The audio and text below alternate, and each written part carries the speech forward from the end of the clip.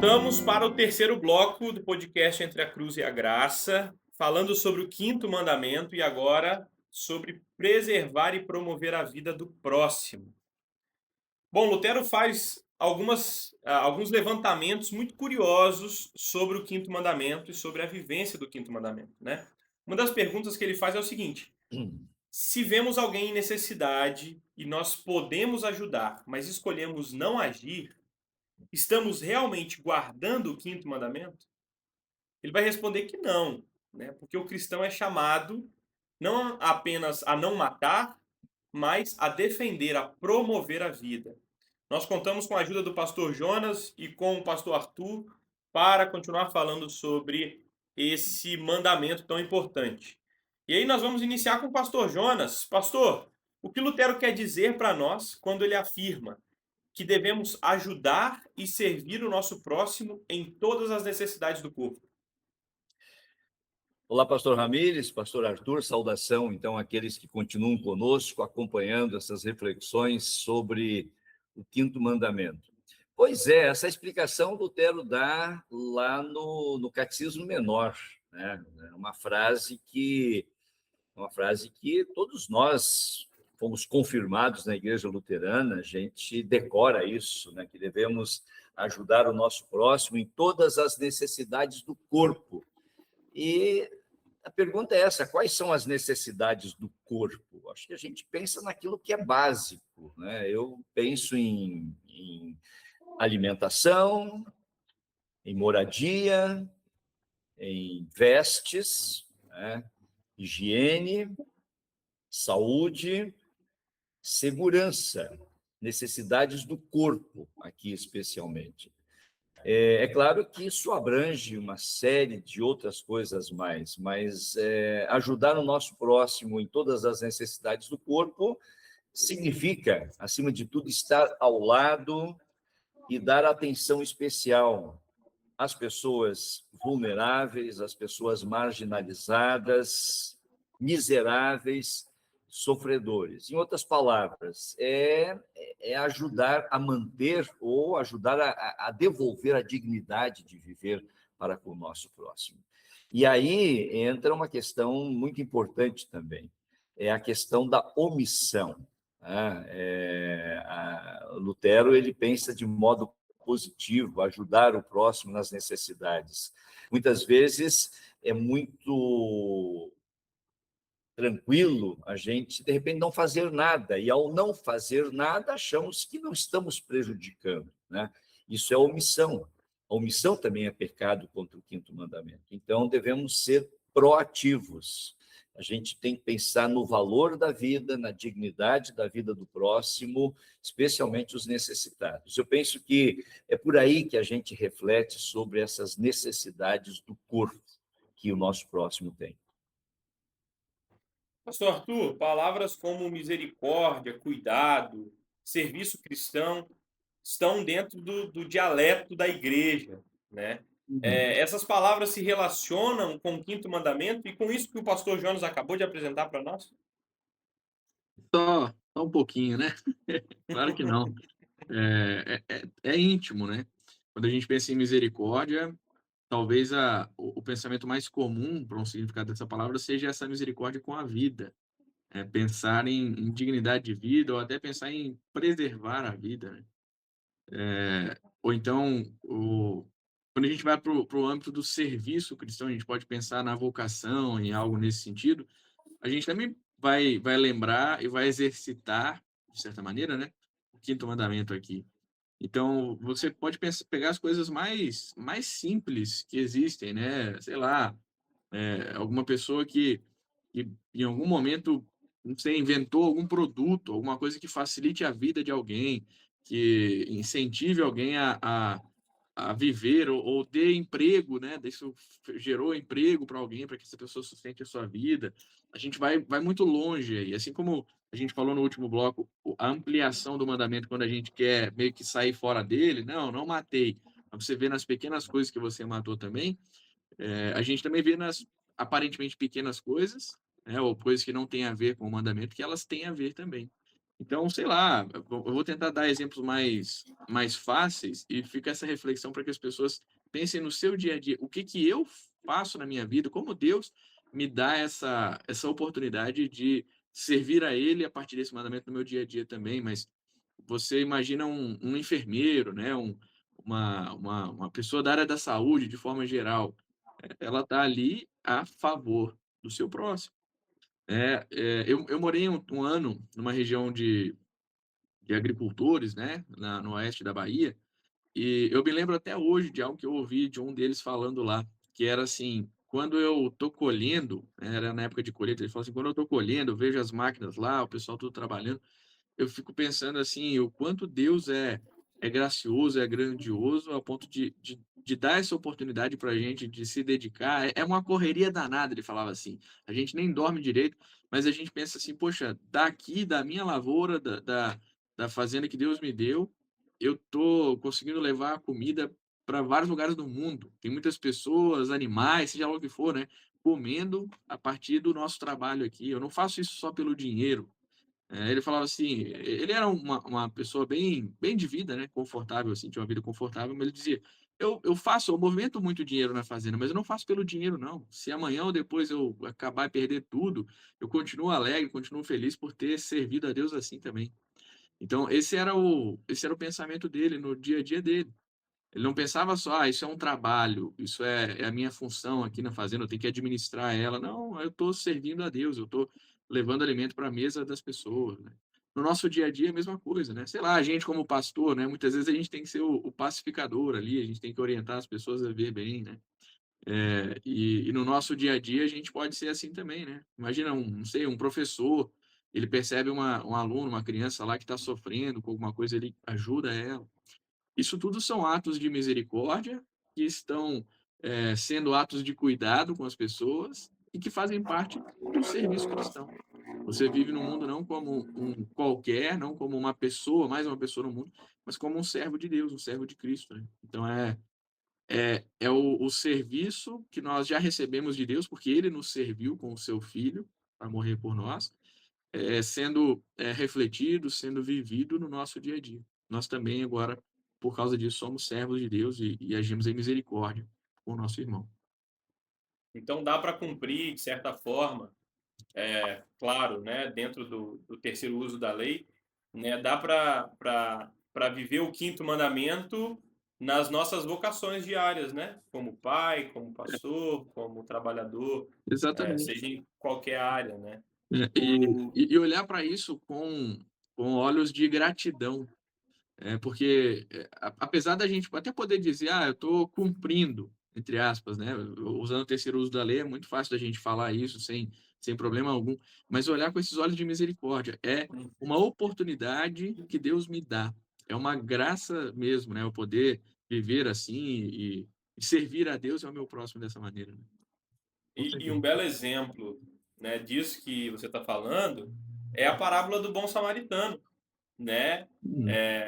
Para quem conhece a parábola, né, três tiveram a oportunidade de servir, né? Somente o samaritano parou e estendeu o cuidado. Esse talvez seja o melhor comentário bíblico sobre o tema de preservação da vida, sobre o quinto mandamento. Eu gostaria que o pastor Jonas falasse um pouquinho, explicasse um pouquinho, né, essa parábola do bom samaritano e como o cumprimento positivo, né, do quinto mandamento se relaciona com ela. Exatamente. Enquanto o pastor Arthur falava sobre misericórdia, cuidado, né? Exatamente, pensei nisso. A melhor ilustração que nós poderíamos ter é exatamente a parábola do bom samaritano, né? Aquele homem que foi assaltado, né? Que foi jogado à beira da estrada, levaram tudo dele, depois passaram dois religiosos, passaram de largo, diz a Bíblia, não o ajudaram, e veio um terceiro que era samaritano e ajudou. E o que nós vemos de especial aqui nesta parábola? Eu vejo que essa parábola ela destaca a amplitude do quinto mandamento. né? Antes eu falei que o quinto mandamento tem essa conotação negativa, não matarás, e nós podemos também tomar o quinto mandamento do lado positivo, amarás o teu próximo, né? Aqui na parábola do bom samaritano, a gente pergunta assim, quem é o próximo? E a resposta que nós temos nessa parábola é que o próximo, ele não tem cara, o próximo, ele não tem cor, porque aqui nós vemos um exemplo de que o próximo, ele pode ser o nosso inimigo, né? E aí, então, uma das palavras sobre as quais o pastor Arthur refletiu antes, a palavra misericórdia. Misericórdia significa amar a quem eventualmente não merece o nosso amor. Por quê? Porque aquele homem que estava jogado na sarjeta, lá assaltado, esse é o entendimento que Jesus dá nessa parábola. Ele era um judeu, e o judeu era inimigo do samaritano. O judeu era alguém que desprezava o samaritano, é alguém que não merecia ajuda. E o que faz o samaritano? O samaritano não olha a cara de quem está ali. Ele, ao contrário dos dois religiosos, ele passa perto. Então, esse é o primeiro passo, ele passa perto, ele dá atenção àquele necessitado. Depois, ele sente compaixão, tem esse sentimento íntimo, né? Ele está sendo ali chamado para ajudar. E o terceiro momento dessa parábola, ele cuida das necessidades, né? Então, é um belo exemplo, né, do cumprimento positivo do quinto mandamento. Alguém que ama sem olhar a quem. Alguém que ama até aquele que não merece o amor. Isso é um gesto de misericórdia. E o samaritano, ele passa perto do seu inimigo, ele tem compaixão do inimigo, ele cuida das necessidades do inimigo. Eu acho que esse ensinamento de Jesus, ele é um tapa na cara, né, diante de tantas maldades, de tantos gestos de violência, de ódio, que infelizmente a gente assiste no nosso redor. O amor ao próximo. Esse espaço, né, de cuidado, essa responsabilidade de cuidar do próximo, ela também pode ser coletiva, né? Claro que ela é individual, cada cristão deve amar o seu próximo, né? Seja ele qual for, como o pastor Jonas aqui bem nos ensina através da parábola, mas ele também pode ser coletivo e talvez até deve ser positivo, né? Talvez usando aí um pouco do Kierkegaard, né? Tu deves amar ao próximo. A congregação, ela pode ser um espaço de promoção da vida também, não só a vida espiritual, né? Sim, não sei se é uma prática luterana só, né? Nós olhamos geralmente para essa parábola do bom samaritano, né? E elevamos a coisa, né? Nós somos quem está lançado na estrada, né? E Jesus é o bom samaritano que nos carrega, né? Isso é bem comum de se ouvir, né? Mas pensando agora bem na prática horizontal da nossa fé, né? Como o pastor Jonas aqui bem explicou, né? A congregação, ela pode ser um espaço de promover a vida física, emocional, ou ela se limita ali ao âmbito espiritual, pastor Arthur? Ela deve ser, né? Ela não só pode, ela é convidada a isso, mas você mesmo citou o Kierkegaard, né? Você deve amar o próximo. Então, isso faz parte, não no sentido simplesmente de lei, mas no sentido de que isso é colocado a nós, isso é oportunizado a nós. Nós somos chamados a fazer isso. Então, é o nosso dever, é o nosso serviço enquanto igreja. É claro que, provavelmente, nas nossas relações pessoais, no nosso dia a dia, a gente vai ter muito mais oportunidades do que na própria igreja. Mas muitas pessoas, às vezes, buscam a igreja porque necessitam de ajuda. Ou então, enquanto igreja, enquanto grupo, enquanto congregação, a gente consegue se unir e fazer coisas que sozinhos nós não conseguiríamos. Até falando sobre o Bom Samaritano, eu consigo lembrar de uma instituição que tem esse nome. Lá no Espírito Santo é a Casa de Apoio Bom Samaritano, a ALAS, né? Que é uma associação de assistência social.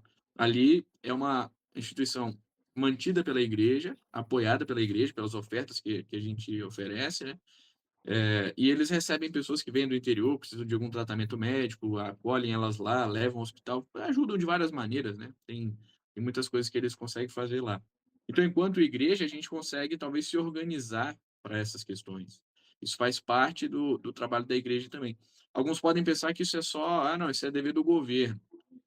Também é, o governo também precisa olhar assim para as pessoas, mas a gente não pode tirar a nossa responsabilidade. Não, a igreja é só para ler a Bíblia, para cantar e para ir embora. Não, a igreja ela faz parte da nossa vida também. Então, a vida congregacional ou a congregação, ela deve ser esse espaço de acolhimento, né, das pessoas, de preservação da vida das pessoas, com toda certeza, né?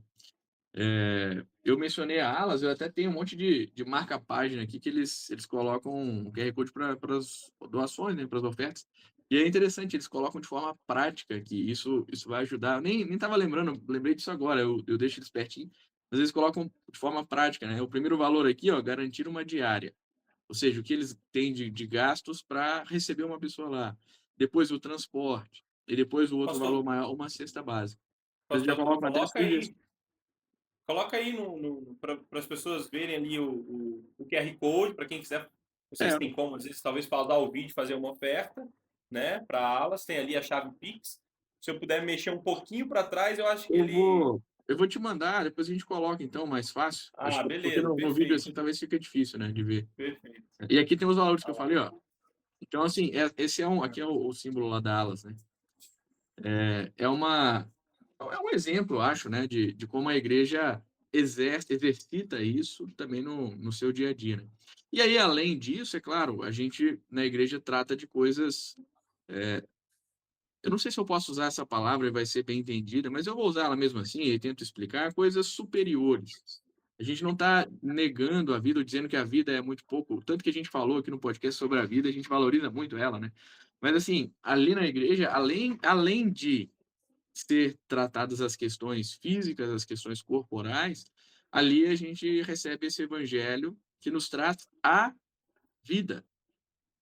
E eu faço questão de falar pausadamente, assim, para que a gente reflita, né? Que vida é essa? É a vida que nós temos por estarmos unidos a Cristo. É uma vida que é eterna.